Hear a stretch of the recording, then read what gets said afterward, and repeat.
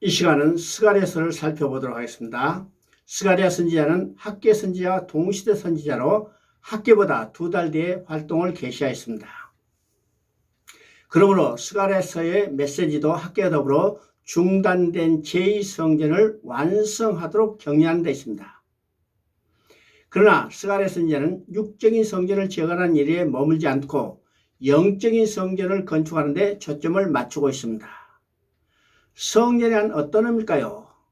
성전이란 하나님이 우리 가운데 거하시기 위해서 찾아오시고 백성이 하나님을 만나게 하여 하나님 존전에 나아가는 만남의 장소인 것입니다. 그래서 1장 6절을 보면 그러므로 여호와가 이처럼 말하노라 내가 긍휼히 여김으로 예루살렘에 돌아왔은즉 내 집이 그 가운데 건축되리니라고 말씀하십니다. 예루살렘 성전이 불타고 하나님의 백성이 바벨론으로 추방당했다는 것은 하나님께서 그들을 떠나셨음을 의미합니다. 그러나 이제는 긍휼히 여기심으로 그들 가운데 돌아오셨고 성전은 재건되기에 이른 것입니다. 스가랴서 1장부터 6장까지에서는 이스라엘 백성의 회개를 촉구하는 8가지 환상에 대해서 묘사하고 있습니다. 그리고 7장, 8장에서는 금식에 대한 물음과 4번에 걸친 답변을 기록하고 있고 9장부터 14장에서는 메시아 왕국에 대한 예언을 통해서 궁극적인 소망을 제시하므로 성전 재건을 격려하고 있는 것입니다. 스가랴서는 이사야서와 함께 구약 성경 중에서 메시아에 대한 가장 많은 예언이 기록되어 있는데 스가랴서는 16장밖에 되지 않기 때문에 내용면으로는 가장 농축되어 있다고 볼 수가 있습니다. 그래서 이 메시아에 대한 예언은 스가랴 당대 회복기와 메시아의 초림과 재림에 걸쳐서 삼중적인 계시가 함께 나타나고 있습니다. 스가랴서에서는 1장부터 6장까지 보여진 8가지 환상은 궁극적으로 메시아 왕국에 대한 환상이었습니다. 이 8가지 환상을 보면 첫 번째 환상은 1장 7절부터 17절까지 나오는 4마리 말의 환상입니다. 이것은 그리스도가 열방에 대한 심판과 이스라엘의 재건을 이루실 것을 보여주는 환상입니다. 그리고 두 번째 환상은 4뿔과 4대장장의 환상입니다. 이것은 세상의 4대 세력과 그들을 심판하실 하나님의 진노를 보여주는 겁니다. 세 번째 환상은 측량줄 환상입니다. 이는 장차 예루살렘을 재건하고 영화롭게 일으켜 세우실 것을 보여준 내용입니다. 네 번째 환상은 대제사장 여호수아의 환상입니다. 이것은 백성들에게 칭의 옷으로 입혀주실 것을 보여주는 환상입니다. 다섯 번째 환상은 금촛대 환상입니다. 성령이 스룹바벨과 여호수아에게 임하여 능력을 공급하여 주실 환상으로 스룹바벨과 여호수아의 지도력을 확증해 주시는 내용입니다. 여섯 번째 환상은 두루마리 환상입니다. 각 사람이 지은 죄에 대한 하나님의 심판과 저주를 보여주는 환상입니다. 그리고 유다에서 계속 재행되는 악이 그 땅에 사라질 것을 보여주는 것입니다. 일곱 번째 환상은 여인의 환상입니다. 백성들이 포로에서 돌아오고 바벨론이 멸망당하고 성전이 제거된다면 악은 어떻게 될까요? 악은 바벨론으로 추방될 것입니다. 그리고 여덟 번째 환상은 4대의 병거의 환상입니다. 말이 끄는 병거를 탄 순찰자 4명이 온 땅을 두루 돌아다닌 후에 땅이 평온할 것을 알게 됩니다. 이 모든 것의 목적은 이제 성전을 재건할 시간이 되었음을 알려주려는 것입니다. 환상이란 어떤 것일까요? 환상이란 현실이 힘들고 낙심될 때 육신의 눈으로 볼 수 없는 것을 보게 해주셔서 그들의 일화 소망을 주시려는 것입니다. 이스라엘 백성이 포로에서 돌아왔을 때 그들의 눈앞에 전개될 현실은 비참한 것이었습니다. 그래서 하나님께서는 자기 종들에게 환상을 통해서 앞으로 하실 일을 보여주셨습니다.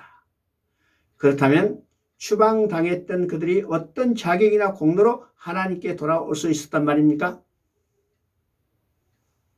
이 문제는 단지 유대인들에게 국한된 것이 아니라 인류의 시저가 범죄함으로 에덴에서 추방당한 이후로 나타난 모든 인류의 초미의 관심사였습니다. 그런데 그 해결책이 3장에 게시되어 있습니다. 3장은 네 번째 환상이라고 했습니다. 이 네 번째 환상은 대제사장 여호수아를 가운데 두고 한편에는 하나님이 계시고 다른 한편은 사단이 서 있는 구도입니다. 사단은 가운데 서 있는 더러운 옷을 입고 있는 대제사장을 비웃고 조롱합니다. 범죄한 인간, 너는 하나님 앞에 설 수 없다는, 하나님 앞에 설 수 없다고 송사하는 거죠.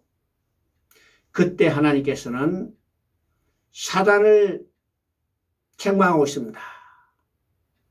이는 불에서 꺼낸 거슬린 나무가 아니냐.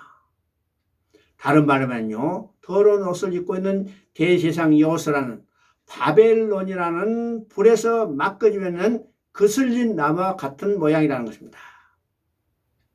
그런데 하나님은 더러운 옷을 입고 있는 대제사장 여호수아를 책망한 게 아니고 하나님 말씀하십니다. 그 더러운 옷을 벗기라. 내 죄가를 제하여 버렸으니 내게 아름다운 옷을 입히라고 명령하십니다. 하나님은 일찍이 아담이 무화과 나무 잎의 치마를 벗겨주시고 가죽옷을 지어 입혀주셨습니다. 이 일은 누구를 통해서 하실 것인가? 3장 8절을 보니까 내가 내 종 싹을 나게 하리라고 말씀하시므로 그리스도의 구속하심이 가능해진 것을 보여주는 것입니다. 3장은 대제사장 여호수아, 4장은 총독 스룹바벨에 관한 말씀이었습니다. 이 두 축부는 기름 부음 받은 메시아, 즉 그리스도께서 우리의 대제사장이 돼서 우리의 죄를 대속하여 주실 것과 또한 우리의 왕이 되셔서 이 세상의 임금인 사탄을 정복하고 승리하셔서 우리를 해방시켜 주실 것에 대한 계시였습니다. 스가랴에서는 메시아에 대한 예언이 많이 나온다고 했습니다. 그 대표적인 것으로 그리스도께서 고난을 당하게 하여 나귀를 타고 예루살렘에 입상할 것이 계시되어 있습니다. 또 노예 한 사람의 값인 은 30에 팔릴 것과 그가 찔림을 받으시고 치심을 당하실 것, 곧 십자가에 몸이 상하실 것이 예언되어 있습니다. 12장 10절에서는 내가 다윗의 집과 예루살렘 주민에게 은총과 강구하는 심령을 부어주리니 그들이 그 찌른 바 그를 바라보고 그를 위하여 애통하기를 독자를 위하여 애통하듯 하며 그를 위하여 통곡하기를 장자를 위하여 통곡하리라고 말씀하십니다. 여기서 은총과 강구하는 심령은 다른 말로 하면 성령입니다. 성령이 임하면 찌른 바 곧 십자가에 못 박히신 예수 그리스도를 바라보고 애통하는, 곧 회개하는 운동이 일어난다는 것입니다. 이를 통해서 성령의 사역이 무엇인가를 보여주는데 성령의 가장 중요한 사역은 예수님께서 십자가에 이루어 놓으신 일을 우리에게 증언해 준 일이라는 것입니다. 성령이 예수님께서 십자가에 이루어 놓은 일을 우리 가운데 증언해 줄 때 우리는 믿게 되는 것입니다. 이것이 성령의 역사인 것입니다. 스가랴서 14장은 스가랴서의 핵심장입니다. 4절에 보니까 그날에 그의 발이 예루살렘 앞 곧 동편 감난산에 서실 것이라고 말씀하십니다. 이 광경은 주님이 승천하실 때의 모습이기도 합니다. 사도행전 1장 12절을 보면 주께서 승천하신 후에 제자들이 감람원이라 하는 산으로부터 예루살렘에 돌아오니라고 말씀하고 있습니다. 그리고 스가랴서 14장 5절에 보면 나의 하나님 여호와께서 임하실 것이요 모든 거룩한 자가 주와 함께 하리라는 말씀은 분명히 주님이 재림하는 광경을 보여주고 있습니다.